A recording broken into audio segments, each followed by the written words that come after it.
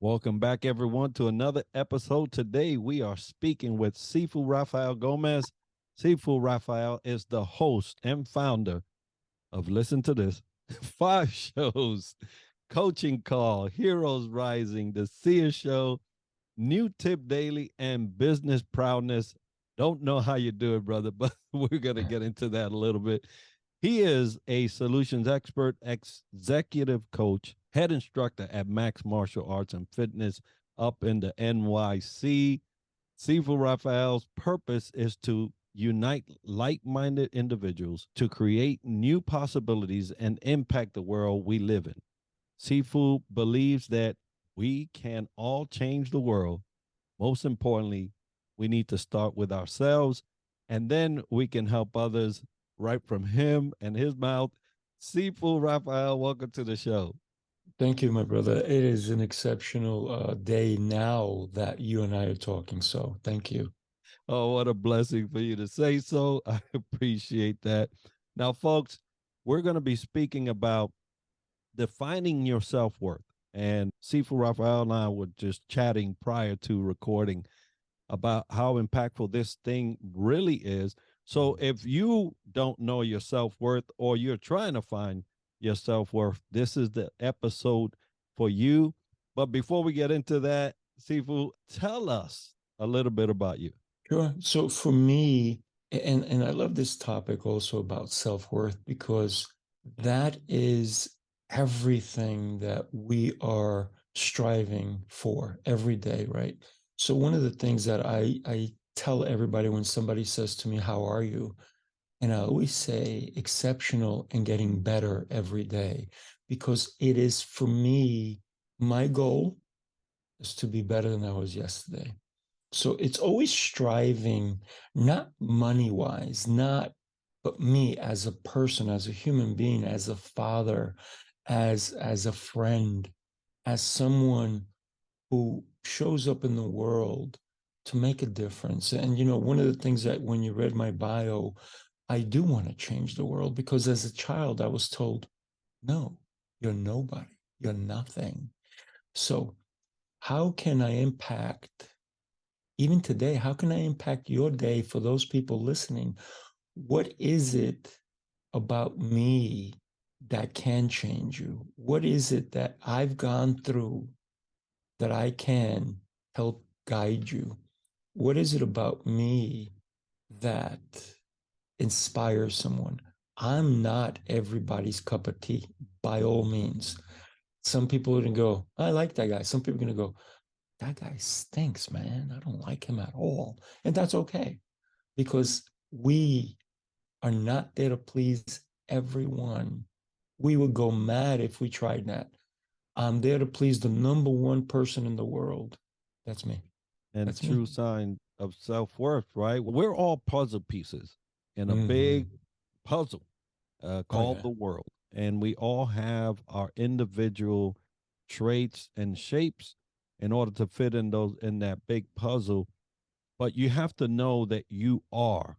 And when you get to that point that you realize who you are and why you are, then you can execute fitting into that world puzzle piece and landing correctly, and then also fulfilling the parts of all the rest. And I love how that puzzle piece, it's one piece, but it connects all the others to make that picture. And so I love that you say that. Now, you mentioned something there that just struck me initially. You're nothing. And in this world, we're raised by all kinds of people. And I don't know how many of you listening today have been either told you were nothing, or you was not going to be anything, or that you were not going to amount to much. But Sifu just said it. I know I've heard it in one way or another in my lifetime. And so it wouldn't be a surprise if the majority of the people listening today have got that said to them. So let's talk about what is self-worth. And then we'll explore how we can get that definition into our lives.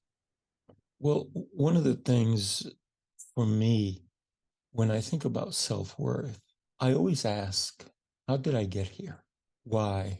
Why am I? Why do I even look this way? Right? Why am I so tall? Why? So I got to thank God, right? God has a master plan. He has put me here to do something with my life, not sit and watch Netflix and chill out and sit on the couch. My life is all about movement. I love to move every day. I encourage people to move every day. And I had a tragic, I've, to be honest with you, Enrique, I've probably almost died like 9, 10 times in my lifetime. And I've been spared. And then the question is why? Why have I been spared?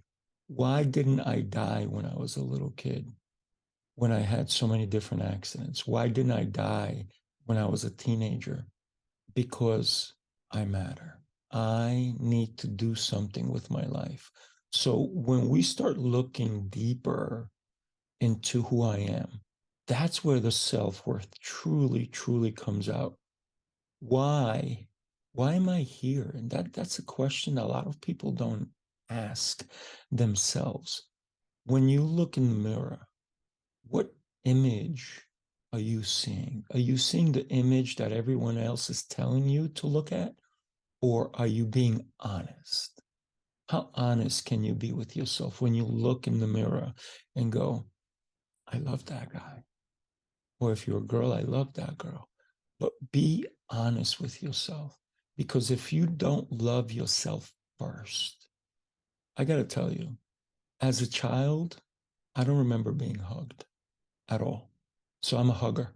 I love to hug, right? And the reason is because I didn't have that as a child. I had abuse in my lifetime, really bad, bad abuse, where at 10 years old, I ran away from home because I couldn't take it anymore. I literally couldn't. I lived on the streets for 2 weeks, literally. I was sleeping between bushes, between cars, wherever I can find a place. And with all the abuse I had in my childhood, at the age of 18 was a pivotal point for me because I realized that all the people who abused me, they really didn't abuse me. It wasn't my fault. They were the ones to blame. But I forgave them all. Every single person who's ever abused me, I have forgiven. And true forgiveness is so hard to come by. But at the age of 18, I realized that that was the only way to be my authentic self, to be the person I wanted to be, to strive for my goals, to search who I am. I'm not the abused kid. I'm not the one that got beaten, where if there was no welts on my body, the beating wouldn't stop. I'm not the one that had things broken on me. That's not me. I'm this beautiful person that even if someone said negative things to me, that's not who I was. So finding your self-worth at the age of 10 was a truly pivotal point for me. That's when I ran away from home. That's when a lot of different things changed. But when we can say, that's not me, that child is not, that person is not, let me find out who I really am. And at the age of 18, when I forgave literally everyone, it was such a pivotal point that I allowed me to truly be, to find my passions, to find who I was. So for me, I got to tell you that I've never looked back. I've never looked back from the age of 18. I've never allowed anyone, don't get me wrong, a lot of people try to tell me I'm no good, I'm this, I'm that, I'm the other, but that's on them. You know, and if anybody who's known me for 40 years probably will say, I've never seen Rafael angry or mad. He doesn't throw things. He doesn't. Why? because at the age of 18, I gave all that up. There's no reason to allow someone else to come in and take my power away. If you come, Enrique, if you, for some reason, you got mad at me and you came and you cursed me out and you did all these things, I'd listen to you. But I know that you're the one with the problem. I'm not the one with the problem. So I don't let you take my power away. The minute I get angry back at you, the minute I start yelling back, you just took my power away. So I have become so powerful that no one, I mean, no one could ever take my power away. I hope that that answered your question a little bit. That was wonderful. And we're talking about self worth here for those that are just listening now. You have to get to a point where you look internally and figure out what's missing, right? What was taken? Because that happens a lot. You was abused, spoken to physically, mentally, emotionally. You could have ended up completely broken, but you chose to say, hold up, let me hold on. I know this is not all there is to this life. Let me look internally. Let me do an audit. Let me do something where I can say, hey, it's not me.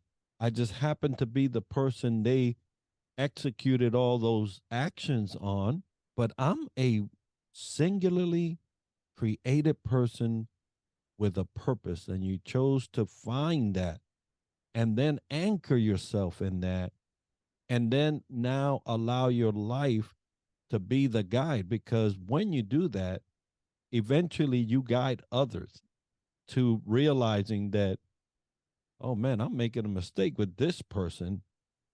Maybe I do have a problem. And not everybody gets there, but somebody will realize that, hey, this person's not getting upset at what I'm telling them. So now that's a reflection on me. And so you become a mirror. But I love that you got to the point so young. 18 is young to get to that. I'll tell you that. It's that's amazing, because I speak to people, you speak to people in coaching, and they're in their 50s and can't even get to the point where it's like, okay, who am I? Right. And when you get there early enough, you get to enjoy the majority of your life.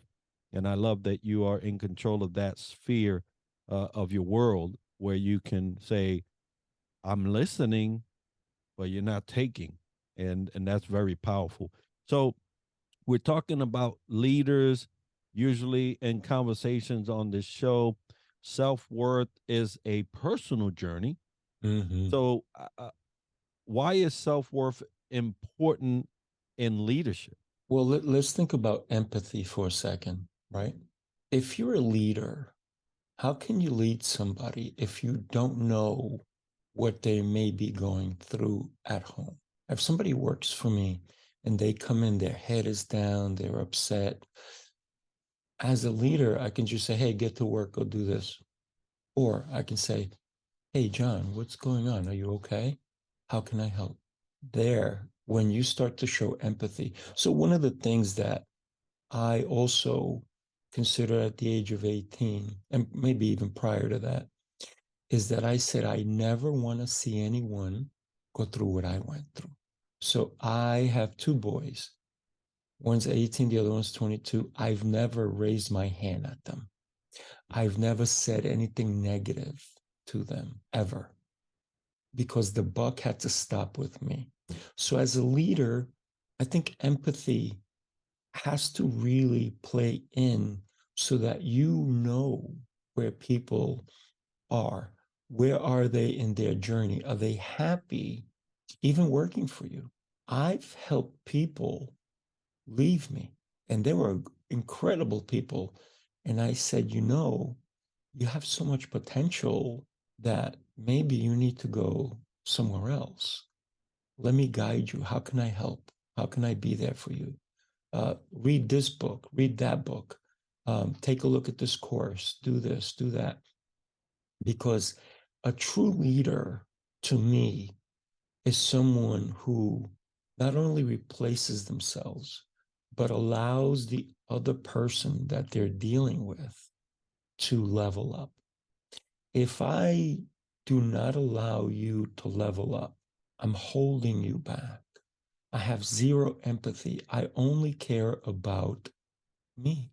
And a true leader is one who wants to raise everyone up, make them better. So when we think, even as a leader, do we want to leave a legacy? What do people 500 years from now are going to say about me? What are they going to say about my leadership style? Did I care? Did I have empathy? Did I hurt people along the way? So all my lessons from childhood taught me to be a leader like no other, because for me, as I take you under my wing, I am your biggest advocate. I am the person that you can always rely to. And one of the things that somebody said to me a couple of months back, they said, hey, you know what we're saying between us? Can you keep it between us? I said, well, I guess you don't know me. I said, because anytime you speak to me, it's always between us. I'm not a naysayer. I'm not going to go tell your story to someone unless you come to me first and say, it's okay for you to tell other people my story. It is not up to me to take that role on of telling people your story. First of all, I haven't been where you have. I don't know your stories ins and outs. And maybe certain people, it's none of their business. So why should I make it my business to tell? So as a leader, if I have someone who comes to me, and let's say they have a drinking problem, I'm not going to spread it out throughout the company. I'm going to say, well, how can we help you? How can I guide you? If somebody has, financial problems, I'm not going to go and tell someone else, oh, this person, they can't afford to. No, none of that. Because for me, a real leader is someone who shows empathy and who is always guiding their team or the people they work with or for to a higher level. I've been in plenty of positions where somebody has taken the credit. More power to them. That's okay. But at the end of the day, I go to sleep really well. I am so fortunate to know my self-worth that I don't need accolades from someone else. Enrique, when I used to compete internationally in martial arts, I'm 6'1". I used to win trophies bigger than me. I used to compete all over. But for me, the trophies meant nothing. You know what meant more to me? The accomplishment. And people, when they come, I have several businesses, one being a martial arts school. When people come to my martial arts school, they will never see a trophy in my place. I literally, I used to take these trophies, take them, put them in my basement. Then I would have to clean out my basement. They wind up in the garbage. To me, the trophy didn't have the value as the experience did. To me, that was everything. And a true sign for those that are listening and your leaders, if you are not self aware enough to say, I don't even know who I am, Mm.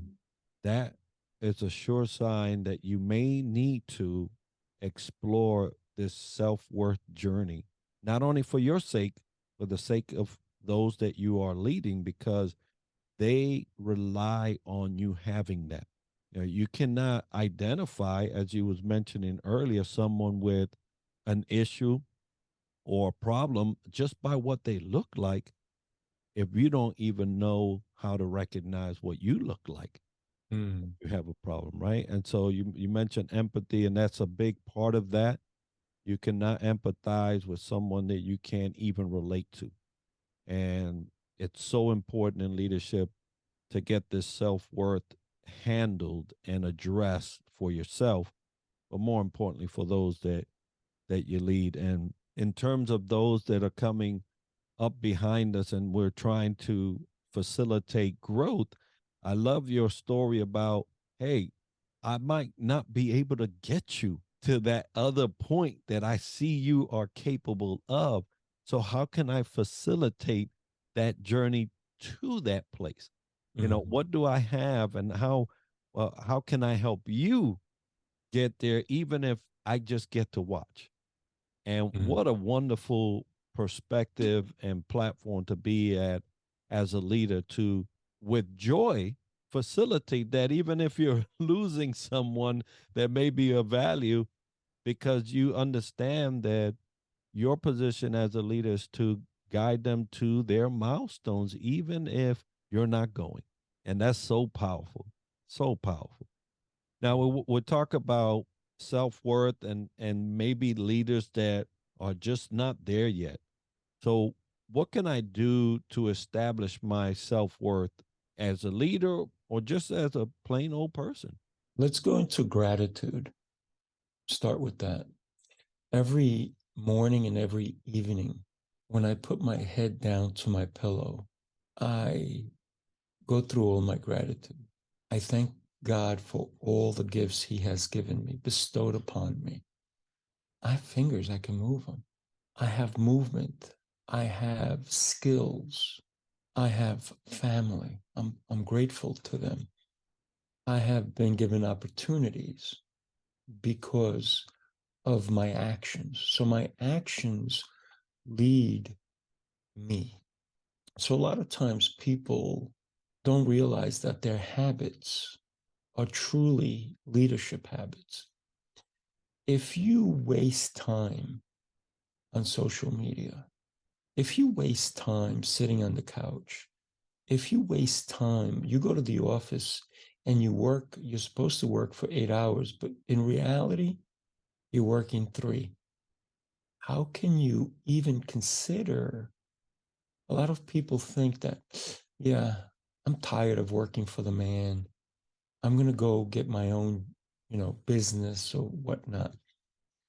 And then they start doing that. And all of a sudden it's like, wait a minute, I actually have to work those 8 hours. It's not 3 anymore.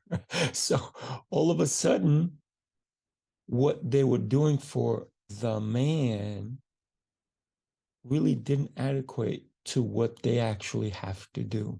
So when you work for someone else, don't blame them for your shortcomings. You want to be a leader?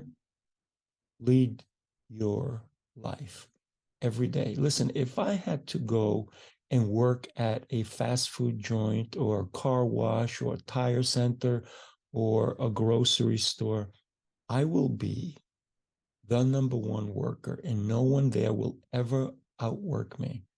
I will show up early, and if needed, I will stay late. And when somebody says, hey, can you go do this? Absolutely. You will never hear me say, hey, that's not in my job description, ever. Why? Because who am I leading? I am a CEO. If I am washing your car, I am a CEO of washing your car. If I have to mop the floors or clean the toilets, I am the CEO. I am in charge of my life, no matter what job, no matter how low it may seem. But when people start to see the way you handle that, that speaks volumes, volumes. The only reason I have opportunities is because of my work ethic. I don't know how to show up somewhere and goof off. I don't know how to show up to a job and not do the job. If you hire me to do something, I'm going to give you not 100%. And what most people will say, I'm going to give you 110. No, I'm going to give you 1,000%. You'll be wowed by what I do, because that's how I step into a leadership position, to know that if I lead myself first, then I can lead other people. When I go to work and I go take a water break, and then I go take a smoke break, and I do all these things, and I go and see how Sally's weekend was, and I'm not working. I'm actually stealing, because I am paid to work, but I'm not working. And a lot of people go, well, no, you got to socialize at work. I get that. How about you socialize after? About that. You know how many times I've eaten lunch at my desk? Almost always. Except when I was working for a company where they actually said you have to leave. Like, okay. They didn't want anybody sitting at their desk. So actually they said you have to leave the building and come back in an hour, hour and a half. I said, okay. So what did I do? I went and I worked on me. Yes, I did go eat something, but then I went and I either listened to something, I read a book, or I did something because maybe I wasn't working for the company, but I was building me. Who's the most important person in the whole world? Look around. It's not that role model. It's not that person on social media that you follow. It's the person who looks back at you in the mirror. But here's the other thing I think we all need to do. We look in the mirror, but is that mirror clean? Is it clean? Or are you looking at a dirty mirror and you're not really seeing the truth? So clean your mirrors, clean your lenses if you're wearing glasses, and really look. How can I live the absolute best life? I pose you this question, Enrique, if today was your last day and my last day that we had on this earth, what would we do differently? That's how I live my life every day. If today's my last day, I don't go to my grave with any regrets. None, zero. I go fulfilled. So if I can do that, then I'm not afraid to die. I told you I almost died like 9 or 10 times. So am I afraid to die? No, because every day I live it to the fullest. That's, I think, a leader needs to understand who they are, as we talked about earlier, right? Yeah, that's a great question because if you do ask yourself that question and you answer, that means you got work to do. And so if Mm, you have work to do, why you're not doing it? mm, Why you're not doing that work that you know, if you say, hey, if I'm gone, what would I regret? That if you didn't do it, and what's holding you up, right? What's keeping you from that? And if you do have some items or topics that you want to address, take care of it. Do it. mm-hmm, And look at eternity with a fulfilled heart and saying, "Hey, I'm ready for that." mm-hmm. Yeah, without a doubt. So we're talking, and you kind of interjected career there because you talk about how you act and your work ethic at the work site. I'll tell you, everybody that had someone that brought 1,000% would be ecstatic about this employee that they just hired. Not everybody obviously comes with that type of attitude, but to know your self worth is how you end up becoming an addition to the success of a company because you'll bring excellence in everything that you do. You Mm, know your self worth. And so now you bring that worth. And so it goes to the conversation. We're having issues in the workforce with people because they don't truly know their self worth and they bring whatever it is that they do understand about themselves. And it's not 100%. It definitely is not 1,000%. So, in relations to careers and relationships, how can that identification of self worth, how can that be of a benefit to those? well, let me put it to you this way. I have several employees, and I let them know if they're looking for money. By the way, I pay my employees, well, much more than they're worth. Why? Because I show them value, first of all.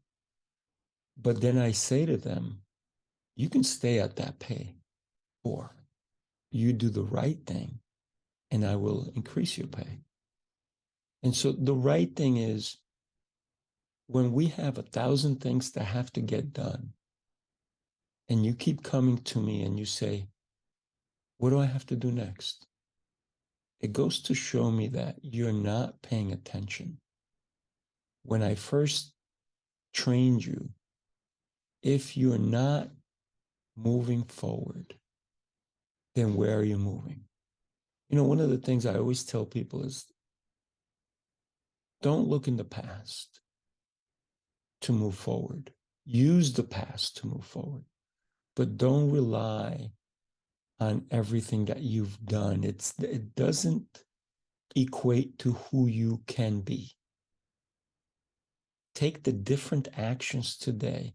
If you were put in a different situation, let's say you were stripped of everything, could you accumulate what you have again? Let's take someone like Steve Jobs. I know he's gone. Let's take someone like Elon Musk. Let's take someone like even a billionaire, right? I have a friend of mine who's a billionaire, Adam Lyons. If you strip the billions of dollars that he has away from him, he'd make it back. Why?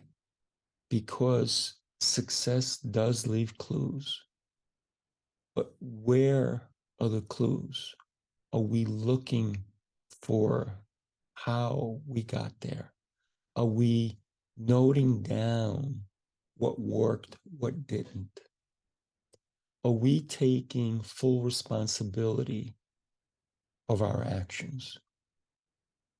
For me, I teach leadership habits to leaders, to executives, because if your habits don't coincide with what you want to accomplish, we have to do a remake. What if I said, you need to kill you and start with a new you? Literally, kill them.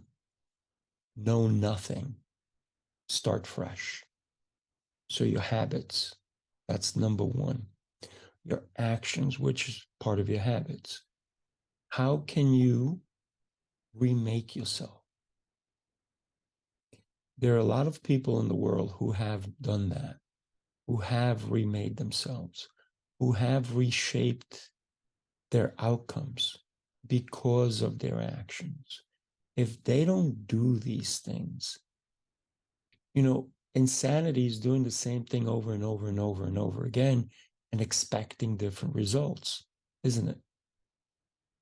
So you want different results? Change your actions.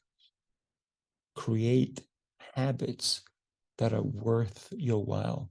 If you have trouble saving money, kill that guy, kill that girl, literally.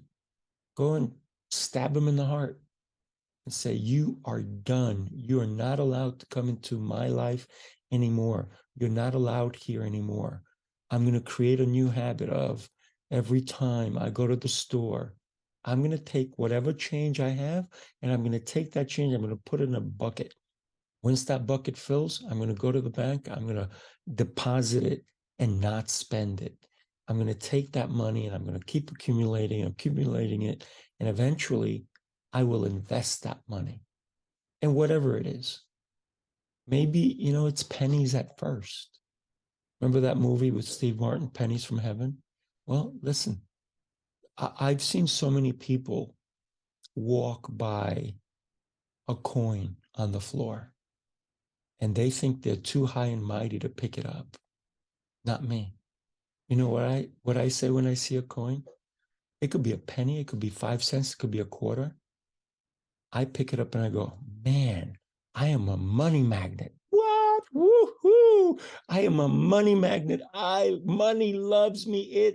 It found its way to me, to my pocket. So what am I? I am a money magnet. And it doesn't matter if it's a penny. Listen, one day I was at a conference that I was doing a speech at, and I decided to go to dinner by myself. And as I walk in front of this restaurant, there's money on the floor. And I'm like, okay, I'm on candid camera or something like that. So I look around, there's nobody. There's people, but they're not looking at me. I'm looking. So I take the money, I pick up the money. It was like $38, no big deal. So I take the money. I do not put the money in my pocket. I said, somebody lost this money. So I go to my table, I put the money on the table. Said, in case somebody comes back, goes, hey, I lost my money. Okay. I go through this whole meal. At the end of it, I paid my meal with that money. It was $37, right? It was an Indian restaurant. The food was really good. I had $1 left. So I made $1. Somebody lost 38, but I made $1. And the restaurant made 37. I gave the waiter a good tip too. But so when we think about how we look at our lives, how we see money, money is not the root of all evil. With money, we could do good things. That's how we have to look at money. I never look at somebody who has more money than me and go, I'm jealous of them. No, I'm happy for them because they figured out a way how to make that money. And maybe they'll teach me. So, what did I do when I paid that bill at the restaurant? I literally said a prayer and I thank God for delivering a free meal. Yeah, and I've had instances like that, and it's amazing how if you have a different outlook at how events occur in your life, how different that tends to be in every one of us, where you recognize that someone had a loss, but that loss to you was a gain double because now not only did you get a meal, but the restaurant got served, right? So it's how you look at things. And folks, if you're wondering, as we're talking about this development of self-worth and how in relations to when you get there, you can be a benefit to your company and the people around you. It's your thinking, your perspectives change completely. Mm-hmm. And Rafael, you said kill. I had to do that. Mm. I had to literally kill this man that for many years had plagued me through habits and actions. And I had to put that to death. And I'll tell you, it was the toughest thing I have ever done. Physically, it got me sick. On 3 occasions, I was in the ER Oh my God. because of that process. But man, glory be to God that I am who I am today because I did take that chance. And and though I was afraid, I'll tell you, it was a lot of fear during that process to trust that to go on. And I'm able to speak about it today, but at that moment I was just like going through so much.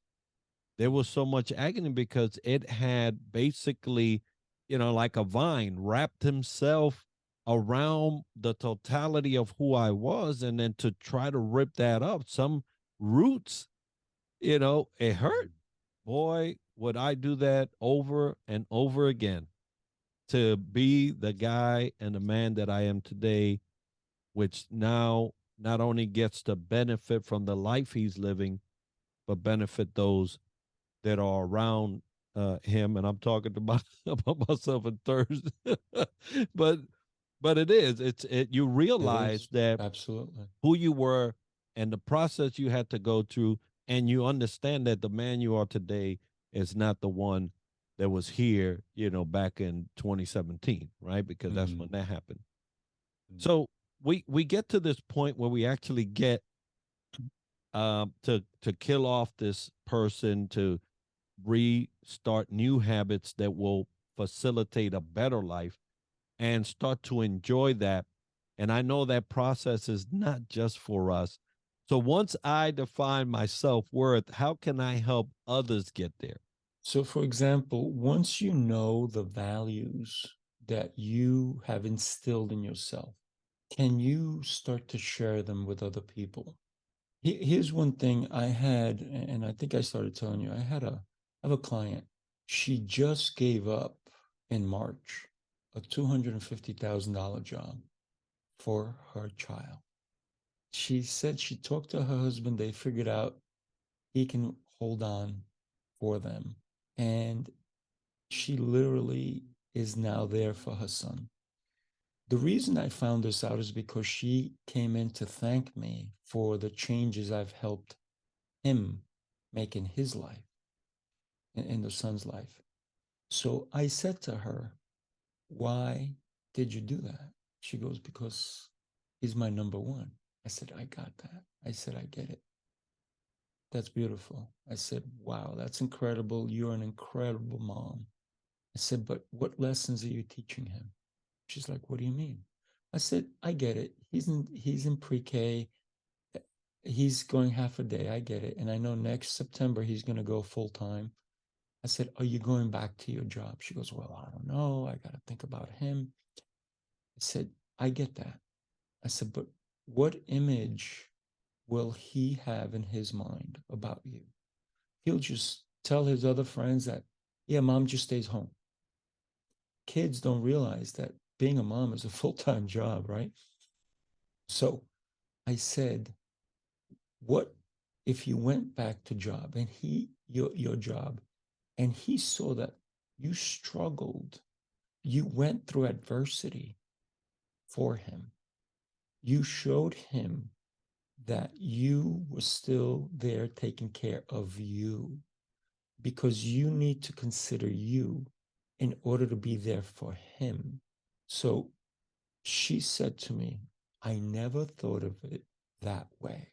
I thought I was doing it to help him have a better life, but I'm also eliminating my life because now I'm just going to live for him. And I said, I get that. You're going to do that for a little mom. For a little while, you're a great mom. I said, but let's not forget you. Let's not forget your health. Let's not forget your dreams, your ambitions. This is why you are earning $250,000. Why is it that we as parents always put our kids first? It's because of that love that we have. We will do anything for our kids.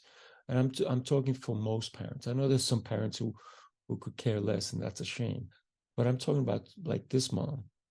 And I said to her, if he sees that you're still going to work, that yes, it's not easy, but he'll have a huge amount of respect for you compared to you gave everything up for him, and there now he feels guilty that you're not pursuing your goals in your career. So instead of making him feel guilty, make him feel worth something, that you have sacrificed to give him a better life. You have sacrificed to give yourself a better life. So how do we as leaders help someone else see their dreams? Just by doing that, to understand that if I'm a leader, I'm training a couple of people right now, and one of the things is I will never ask him to do something I will not do myself. If anything, they're trying to keep up with me because they're like, oh, you don't have to do that. Oh, yes, I do. But you don't, you're the boss. You don't have to do these things. I said, but I enjoy doing it. Why do I do that? To let them know that no matter where you go in life, you should never put anybody down, that you should lift everybody up. Like I said earlier, we need to let them know that, yes, maybe I'm your boss, but I'm going to do these things, and I'm going to have you do them with me so I can coach you as we do them together. And even though I've coached you how to do this for 6 months, and I see maybe you're struggling, I'm going to come in and help you. Can I have Mary or Tom or John come give you a hand too? Of course. If you didn't ask them and you think you don't need help, I'm good. I'm going to let you. But if I see that you're really struggling, either I'm going to ask John, Mary, Tom, or Joe to come give you a hand, or I'll just step in there. If I'm free and you need 15 minutes of my time, why do I have to stop other people from doing what they are doing? Because I'm the boss, right? In quotes. When I can do it, I have 15 minutes, I have 30 minutes. I'm there. I can facilitate this guidance. I can facilitate this help, knowing and showing you that a real leader is not afraid to get their hands dirty. Yes, I could have had the other people stop their job to come give you a hand, but why? And when is their jobs going to be done? Now I'm piling more on them. So to be an effective leader, I think you have to see the bigger picture. How can I lead you so that later on you will take the lessons I gave you? Because guess what? I want you to have my job. Later on, you will do what I did, and you will not say, hey, John, go help out Mary. No, you'll step in because you saw me do it. But if I always come in and you need help and I'll say, oh, so-and-so is going to help you, and I walk away and then I just sit there and do nothing, what taste is that going to have in their mouth? I'm not, even though I say we have to have a team, I left the team. I'm too good for you guys. No, that's the wrong message, right? Get your hands dirty, leaders, because that's where you. Hey, I tell you, there was a one time and as you're talking, recall, I had went to my command when I was in the service, and the outside and the front looked disheveled, right? Everything there was leaves and all kinds of stuff, and I said, you know what, you could either come in there and fully right, go in there and say, I need a working party or a cleanup crew to go outside and take care of that. Or I can go in the locker, grab me a broom, couple of bags, take off my outer shirt, go out there and enjoy the cleanup. And I always got there early, and when they came in, they saw me and they were like, "What are you doing?" Says, "I'm cleaning up." No, no, you don't have to do that. I said, "Well, you can join me if you want, but I'm going to do it." Right. And before I knew, there was 5, 6 of them outside helping me. We was all talking and having conversation, and it got done. I showed them how to do it and why it was done. And one guy said he did ask me, "CDG, why are you doing that? You don't have." I said, "This is my house too." And it was wonderful. It was a wonderful event. So leaders, get your hands dirty. Don't be That's it. afraid of getting out there. I want to thank you for your service because you served in the military for a very long time, and your service definitely impacts all of us. So thank you. No, I appreciate that, and it was an honor. Right, continue to do that even outside. So we'll gladly do it again. Well, we were talking about getting our hands dirty. You have your hands on quite a few things, and in quite a few things, and you have some things coming up. So, what are those things that you have coming up, and how can people get a hold of you if they wanted to have you speak to them or be part of those activities? Sure. So I have a thing called Heroes Rising Apex coming up in July, and that's happening in New York. We can do it virtual as well.